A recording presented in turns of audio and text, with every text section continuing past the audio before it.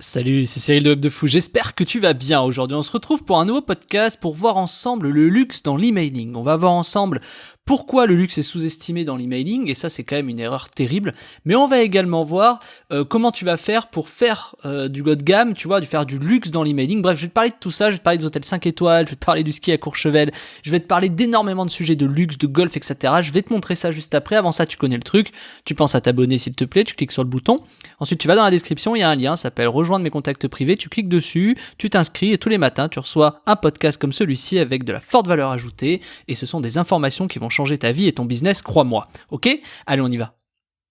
Le luxe a cette particularité de toujours être gardé dans des endroits un peu secrets, tu vois, c'est-à-dire que si tu cherches des trucs de luxe, tu vas te rendre compte d'un truc assez simple et évident en fait, c'est que on va te dire généralement que le luxe c'est réservé à des personnes assez de haut de gamme, tu vois, avec les personnes haut de gamme, bon tu vois, c'est pas des gens qui vont à Lidl, tu vois, dans l'idée quoi. Ce que je veux dire c'est que la pub que tu vas faire dans Lidl, ça va pas être pour Chanel, tu vois ce que je veux dire.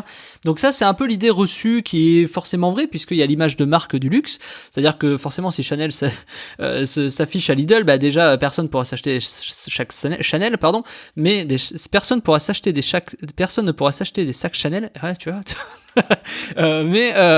En tout cas, quand c'est dans Lidl, c'est sûr que c'est pas les gens que tu touches forcément qui ont de l'argent. Alors attention, c'est peut-être une idée reçue, puisqu'il y a des gens qui ont de l'argent qui vont à Lidl. Donc, est-ce que Chanel doit être positionné dans Lidl ? Alors, c'est pas vraiment la question à laquelle on va répondre aujourd'hui, mais tu vas voir, ça va s'y rapprocher très très fortement. Le luxe dans l'emailing, on pense pas à ça. L'emailing, c'est un peu un fourre-tout, tu vois, ça a vraiment une connotation de spam, tu vois, si tu fais de l'email, tout de suite, t'envoies des emails, imagine, hein, tu dis que t'envoies des emails, mais tu fais du spam ? Moi, tu sais, le nombre de personnes qui m'ont dit ça, en me disant, ouais, mais tu fais de l'emailing, mais c'est toi les emails que je reçois pourris, là ? Non, en fait. Donc, tu vois, il y a toujours cette connotation dans l'email qui est assez négative. Donc, comment le luxe s'en sort dans l'affiliation ? Est-ce que le luxe fait de l'affiliation ? Bien sûr que oui. Est-ce que le luxe est positionné sur Internet ? Bien sûr que oui. Le truc, c'est que pour l'emailing, c'est assez compliqué de se dire au départ que tiens, je peux m'inscrire sur une régie. Tu vas pas pouvoir envoyer des emails pour Chanel. Tu vois ce que je veux dire ? Tu vas pas trouver sur une plateforme d'affiliation le programme Chanel. Tu vois ce que je veux dire ?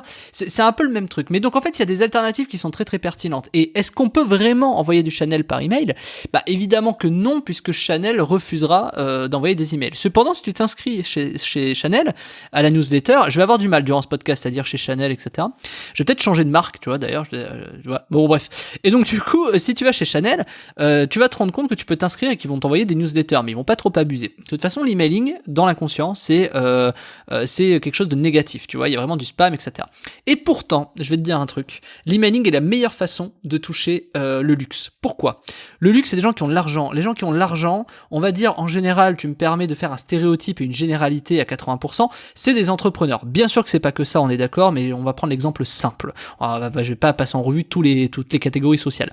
Donc les entrepreneurs checkent pourtant souvent leur email, tu vois. D'autant plus que les adresses email B2B, donc les adresses email, @web de fou, sont des adresses qui délivrent très très bien, beaucoup plus que Gmail où tu arrives dans l'onglet promotion, tu vois ce que je veux dire.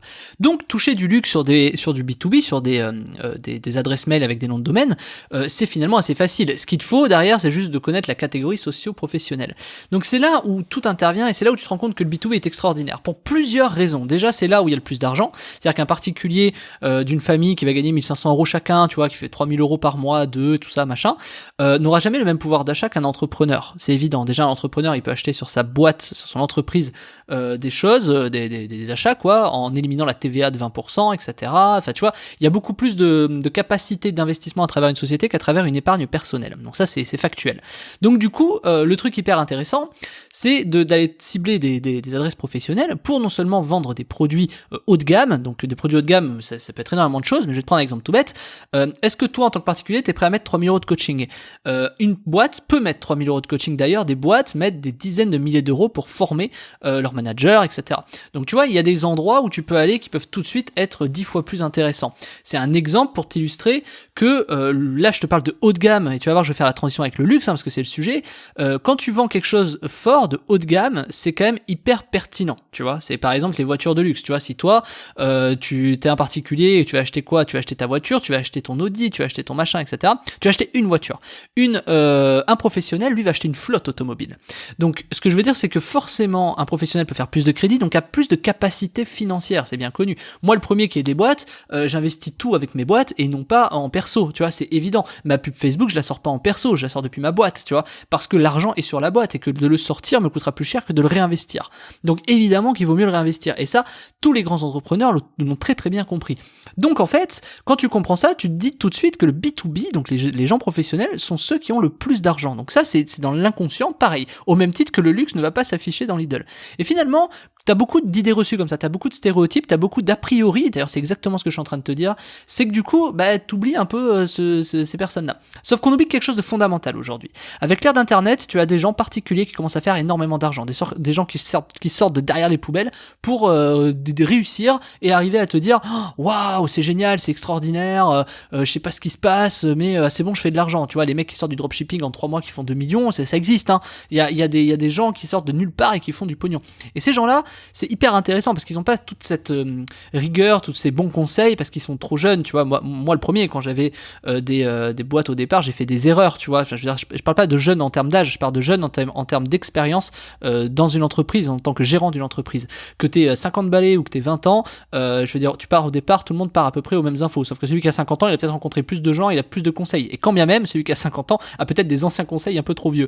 Donc du coup, c'est important d'être bien entouré pour ça. Donc du coup, ce que je veux te dire là-dedans, c'est que t'as des gens qui réussissent d'un coup, qui sortent de nulle part. Il y a 20 ans, c'était pas le cas. Il y a 20 ans, fallait avoir un sacré budget, fallait faire de la pub sur dans les encarts, tu sais, de bus, etc., dans la télé. Enfin, je veux dire, c'était pas autant accessible. Aujourd'hui, tu peux mettre 20 € sur Facebook, tu vois. À l'époque, tu pouvais pas mettre 20 € dans une pub télé, tu vois. Ça paraît bizarre et enfin logique quand je le dis, mais finalement, c'était un peu ça le problème. C'est pour ça qu'il y avait de moins en moins de personnes. Et tu te rendras compte qu'il y a de plus en plus d'entrepreneurs qui sont de plus en plus riches.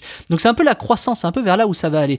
Et donc en fait, ces gens qui deviennent de plus en plus riches, tu vois, professionnels ou pas, ils sont un peu mal éduqués. Ils savent pas s'il faut dépenser du perso, parce que la plupart du temps, quand tu commences à gagner beaucoup d'argent d'un coup, t'as envie de le retirer pour l'avoir sur ton compte en banque, tu vois. C'est parfois, voilà, au début c'est bien, enfin faut faire un peu de tout, je vais pas revenir sur ce sujet, mais voilà. Et donc du coup, c'est là où les gens commencent à faire des choses. C'est là où t'as des gens qui commencent à avoir de l'argent et qui commencent à aller dans des hôtels 5 étoiles, qui commencent à aller au ski à Courchevel plutôt que d'aller au ski enfin je sais pas si tu connais les stations, bon on s'en fout, voilà. Et donc du coup, ils vont préférer faire des hôtels 4 étoiles, 5 étoiles plutôt que des hôtels 2 étoiles. Ils vont plus mettre 30 balles dans un resto à Buffalo Grill, ils vont aller mettre 100 balles dans un resto avec une bouteille de vin. Donc tu vois, ce truc là, il faut le comprendre, et c'est tout le monde, c'est mécanique, hein. Que tu sois d'accord ou pas, c'est comme ça que ça se passe. Alors peut-être pas immédiatement, chacun a son timing, mais ça se passe comme ça. Et donc du coup, c'est des gens qui consomment beaucoup plus. Alors après, il y a ceux qui font attention à leur argent, tu vois, ils vont pas faire des hôtels 5 étoiles à chaque fois qu'ils vont quelque part, mais ils ont envie de se faire plaisir, ils ont envie de faire des choses. Et donc c'est là où ça devient intéressant de mettre du luxe. Et écoute bien, il y a ce qu'on appelle du ruissellement. C'est-à-dire que si t'arrives à toucher des personnes qui vont dans des hôtels 5 étoiles, qui vont faire du ski à Courchevel, ou qui vont sur la Côte d'Azur se dorer la pilule à Cannes l'été, eh ben, tu peux probablement imaginer et très simplement penser que ces gens-là ont de l'argent, donc ils ont besoin de défiscaliser.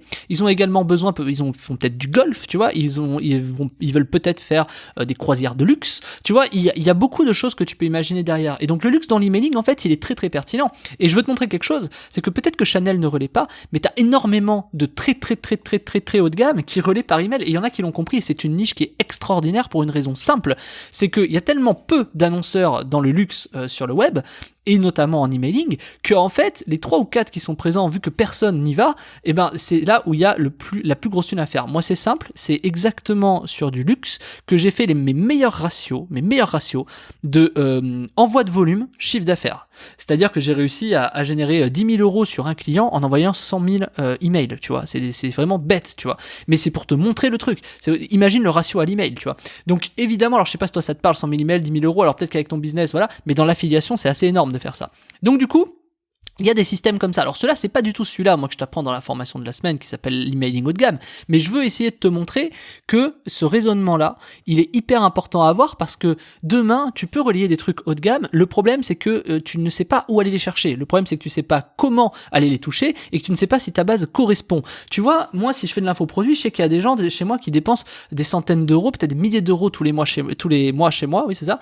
Et du coup, ces gens-là, et je sais qu'ils vont aussi en vacances, tu vois. Je sais que toi qui m'écoutes, si tu vois si tu te reconnais, toi qui mets de l'argent dans les formations, qui mets de l'argent dans l'investissement, etc. Je sais que tu pars pas dans un hôtel 2 étoiles quand tu vas en vacances. Je sais que tu prends un avion, tu vas prendre un avion un peu plus cool. Tu pars peut-être en EasyJet ou si c'est à destination, sinon tu vas prendre du Emirates pour aller je sais pas où, tu vois. Donc tu vas pas réfléchir à claquer 1000 € de plus dans tes vacances. Alors que quelqu'un qui va chez Lidl, pour revenir sur les stéréotypes, il va forcément éviter de claquer, enfin il pourra pas, ou évitera en tout cas de claquer trop d'argent dans ses vacances.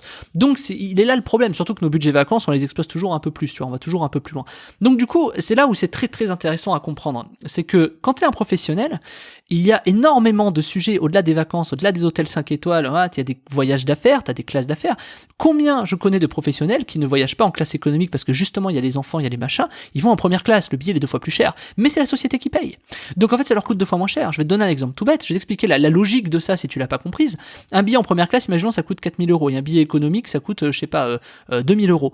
Et ben dis-toi que les 4000 € en première classe, c'est la boîte qui paye, et que pour payer ça en perso, 4000 € d'un billet, il aurait fallu retirer 8000 €. Tu vois, tu me suis? En plus, sur ces 8000, tu n'aurais pas récupéré la TVA. Donc, tu récupères 8000, t'as 4000, tu payes ton billet d'avion sur une boîte, alors que directement sur ta boîte, tu payes 4000 € et tu déduis la TVA. Ce qui fait que du coup, c'est 20%, ça te revient qu'à 3200 € le billet d'avion plutôt que 8000.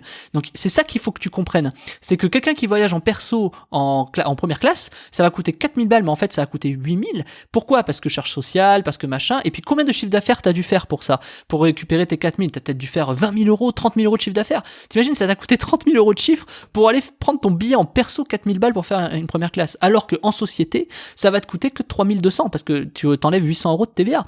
Donc, c'est pour te dire qu'au lieu que ça te coûte 8000 et 30 000 € de chiffre, ça t'a coûté 30 000 € de chiffre pour avoir 8000, mais tu dépenses que 3200. Donc en fait, ça coûte 2 fois moins cher de réserver par des sociétés. Et donc l'emailing haut de gamme, il commence par là, tu vois. Alors évidemment, après, il faut faire très très attention aux entrepreneurs qui ont... là, tu vois, faut faire gaffe à l'abus de bien social. C'est-à-dire que du coup, tu payes pas tes vacances à travers ta société. On est d'accord, tu vois, c'est pas un truc qui marche comme ça. Mais c'est pour te dire que le professionnel a de toute façon beaucoup plus de pouvoir d'achat qu'un particulier.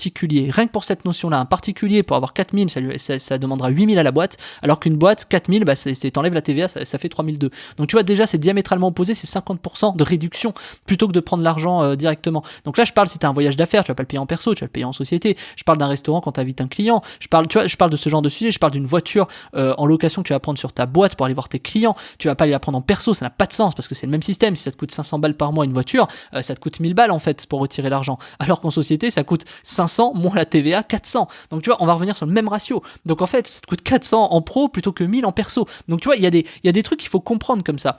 Et l'emailing haut de gamme commence par ça. Et donc le luxe, donc je vais prendre Chanel, je vais prendre tous ces trucs, tu vois, je vais pas trop aller trop faire d'exemples, juste Chanel, c'est très bien.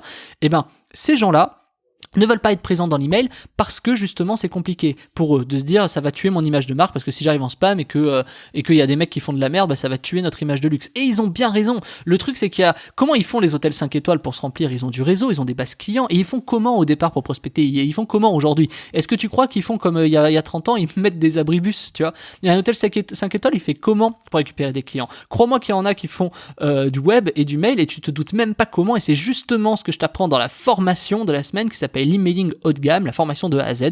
Je t'explique comment faire de l'emailing haut de gamme. Alors là, que t'es 100 emails, 500, 10 000 ou 20 000, tu vas voir, c'est un truc extraordinaire, c'est colossal. Et en plus de ça, dans la formation, je te fournis des bases B2B qui sont totalement légales, parce que c'est des adresses B2B, il n'y a pas de truc RGPD, machin. Des bases B2B qui sont classées, imagine. Donc ça, c'est dans le bump. En plus de la formation, tu as des adresses où, par exemple, tu as les directeurs commerciaux de Air France, tu as les machins, tu as les mecs haut de gamme qui sont classés par CSP, qui sont classés par catégorie. Tu vas voir, c'est énormément d'emails de professionnels que je te file pour faire de l'argent. Moi, c'est énorme, c'est ce que je me sers en B2B pour faire de l'argent sur une de mes sociétés. C'est comme ça que ça fonctionne. Et justement, ces bases, elles sont colossales. Écoute-moi bien, ça fait 6 ans que je m'en sers. Je les requalifie de temps en temps, tous les ans. Et c'est hyper pertinent. Tu fais forcément de l'argent. Et essaie de proposer des trucs avec la formation. Je vais te montrer où aller proposer, je vais te montrer quoi proposer, etc.